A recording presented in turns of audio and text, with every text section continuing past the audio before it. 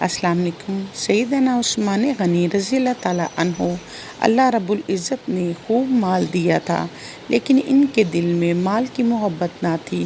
وہ اپنا مال اللہ کی راہ میں خرچ کرنے سے کبھی دریغ نہیں کرتے تھے۔ بحیرہ روم ایک کنواں تھا جو ایک یہودی کی ملکیت میں تھا۔ اس وقت مسلمانوں کو پانی حاصل کرنے میں کافی مشکل کا سامنا تھا۔ وہ اس یہودی سے پانی خریدتے تھے۔ جب سیدنا عثمان غنی رضی اللہ تعالیٰ عنہ نے دیکھا کہ مسلمانوں کو پانی حاصل کرنے میں کافی دشواری کا سامنا ہے، تو وہ یہودی کے پاس گئے اور فرمایا، یہ کنواں فروخت کر دو۔ اس نے کہا، میری تو بڑی کمائی ہوتی ہے، میں تو نہیں بیچوں گا۔ یہودی کا جواب سن کر سیدنا عثمان غنی رضی اللہ تعالیٰ عنہ نے فرمایا کہ آپ آدھا بیچ دیں اور قیمت پوری لے لیں۔ یہودی سمجھ نہ سکا، اللہ والوں کے پاس فراست ہوتی ہے۔ یہودی نے کہا،